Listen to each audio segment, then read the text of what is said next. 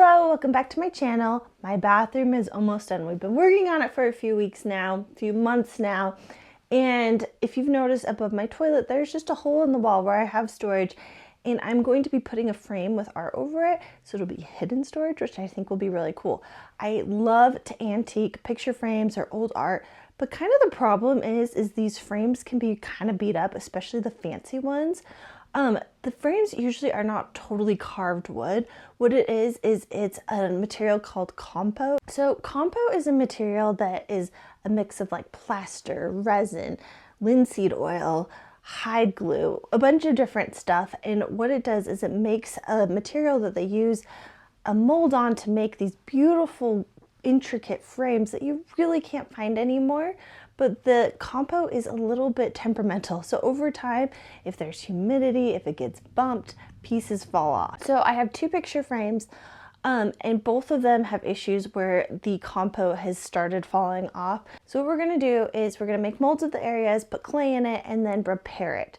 So if you like finding old frames that are a little beat up because you can get them cheaper this way, let's repair them together. Okay, the first thing we're going to do is to clean up the picture frame, and all I'm doing for this is I have a cup of clean water and Q-tips, and I just dip the Q-tip in the water and then rub it on the picture frame, and be gentle because you don't want to break any more of the frame off. Once one side of the Q-tip has gotten nice and dirty, then you're going to flip it onto the other side, get it wet, and repeat.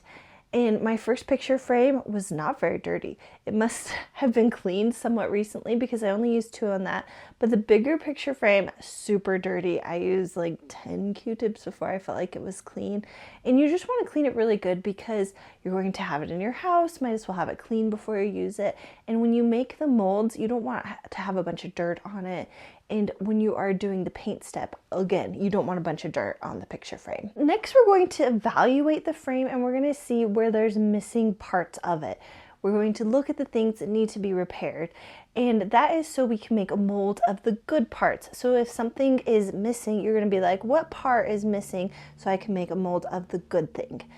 On the bigger picture frame, none of the detailed stuff has come off. It's just stuff on the edges that maybe got hit or banged up. Sometimes humidity can cause the compo to fall off.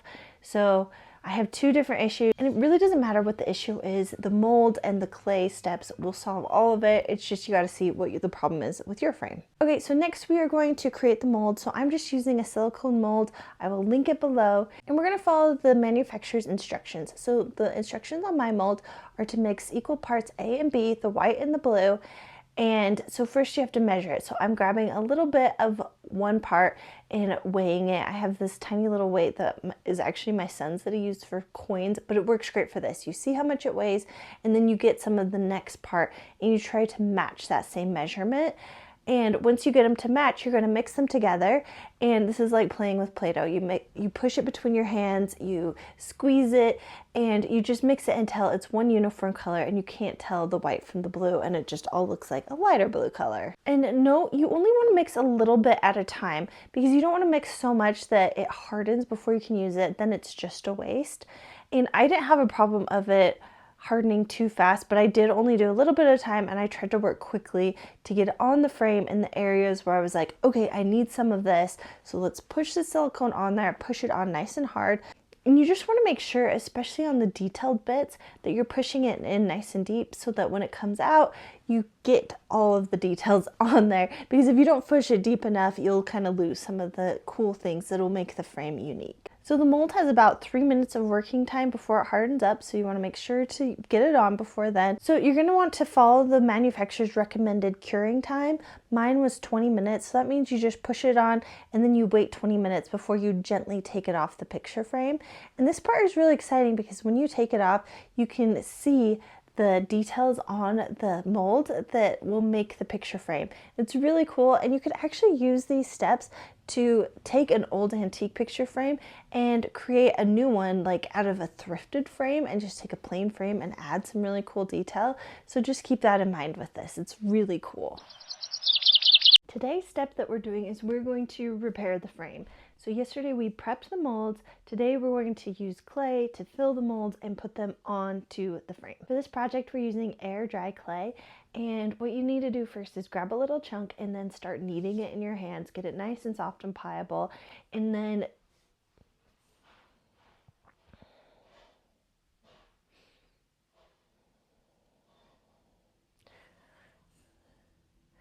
roll it between your hands so it's nice and skinny like a snake, and then you can put that in the mold. So look at your picture frame, say, okay, this is the part that's missing, here's the mold that can fill it. Take your snake of clay, put it in the mold, and then push the mold in deep so it gets into all the crevices, and then be really careful. I think the hardest part is taking the clay out of the mold. So sometimes it's best to just make it a little bit longer so that when you pull it out, if you damage the end, it's a part you don't need anyway. You're going to want to make sure to not overfill the mold, because if you have too much, you're not going to be able to use it on the frame and you're just going to have to cut off the excess, and it kind of gets messy if you have too much. So try to use only what you'll need onto the frame. And it is kind of exciting to pull the clay out and see what it looks like, see the repeat on there. I think that's a really fun part. And then you can start pushing it onto the frame. And once you have it that it fits nicely, then take it back off, and you're going to use wood glue to adhere the clay to the frame. And a quick note is that I found it really nice to keep like a damp cloth close to me, like a wash rag, because my hands got so gross from the clay. Like, it's a terracotta color, so my hands were just like kind of red. So it was nice to have a cloth close by that I could quickly wash my hands off. I also liked having sculpting tools nearby. I've done a lot of clay work, so I already had these on hand. And so where the clay needed to be cut down, I just used the sculpting tools, cut them down, and then glued them onto the frame. Another thing I liked having was I ended up using a little painter's paintbrush and using that to apply the wood glue. And when I was not using that, I was getting too much and it was seeping out, which was making a mess. And so with the wood glue on a paintbrush, I could just kind of brush it on where I needed it, and it went a lot smoother that way. Parts of my frame had tiny cracks, and even the corners had bigger cracks. So for that, I ended up liking to use a wood filler. So I just applied that with my finger, and sometimes I used my paintbrush to kind of clean it up. And that worked really nice for me. Okay, so it took me a few hours to get all of the wood filler, the clay in, so that I felt like every single problem was addressed. And it doesn't look great right now, but it does look better. And some of the clay, I'm like, I might need to sand this tomorrow. I don't know how that's gonna go, but mostly it's looking a lot better. And like I said, I really think paint tomorrow is gonna be a big deal once this is all nice and dry. Today is painting day, which is super exciting because it's going to transform the clay and the wood filler we used yesterday and make it look uniform with the rest of the frame. For this project, I am using Rub and Buff, and I'm applying it with a small paintbrush. And this keeps your hands from getting too dirty, and it just gets in all the little crevices.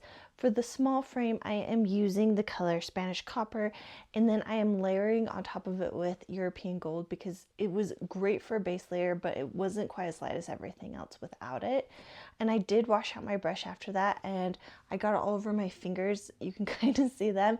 So my suggestion is to get the wipe the brush all over the frame and get as much paint out as you can so you don't get it on your hands. It was way worse before. For the big frame, I am starting by sanding it down because where I put all the wood filler was kind of on the edges. So when I sand it, I can make sure it's uniform with the rest of the picture frame, and then I just wiped that up. And then again, I went in with my paintbrush, and on this one I am using European Gold to make it the perfect color. It's matching the frame, and really it's exciting because before all you could see was the repairs. They stuck out really bad, and then they just kind of fade away, and it just looks like a beautiful frame.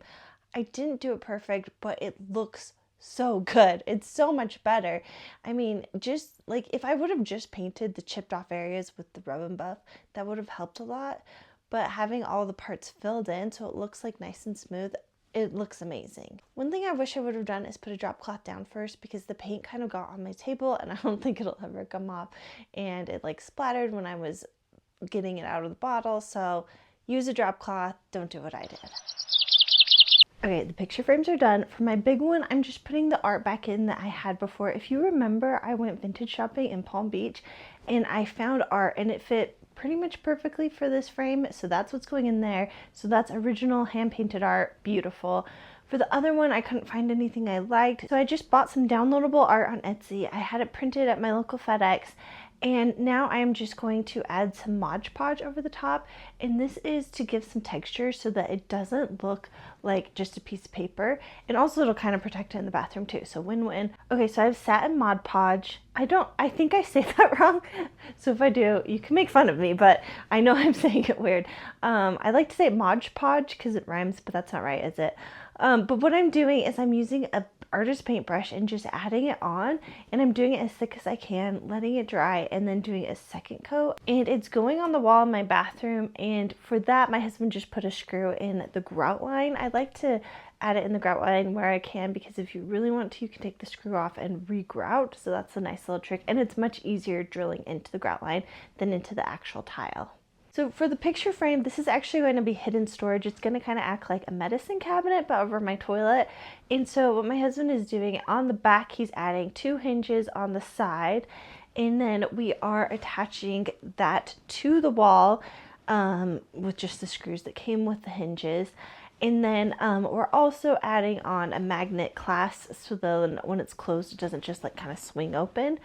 And that's how we're getting hidden storage over here. So it looks really cool, and I don't think it's super obvious that you can open it and there's like my nail polish and my scent stuff, so that's really fun. Okay, so I thought I would do a before and after of how the frames look, because they look amazing.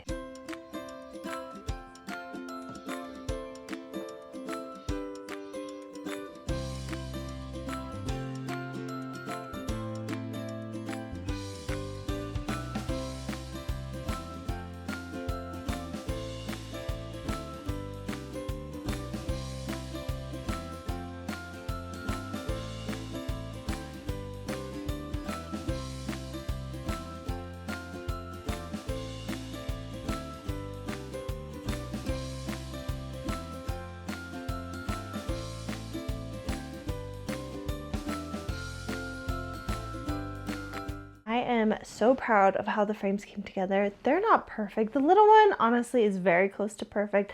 The big one, I didn't do it exactly perfectly. It was a little bit challenging, but it's so much better. It looked really rough and beat up before, and now it looks pretty dang good. The paint color, especially on my big frame, turned out so good. I love how they turned out.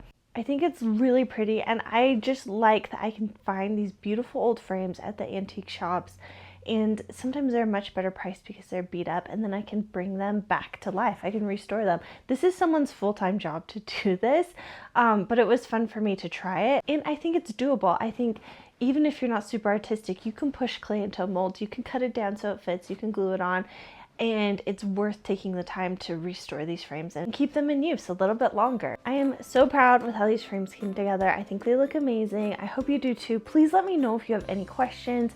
I would love to hear what you think about the project, and if you like this video, please make sure to give it a thumbs up, and if you're not already, I would love if you subscribed.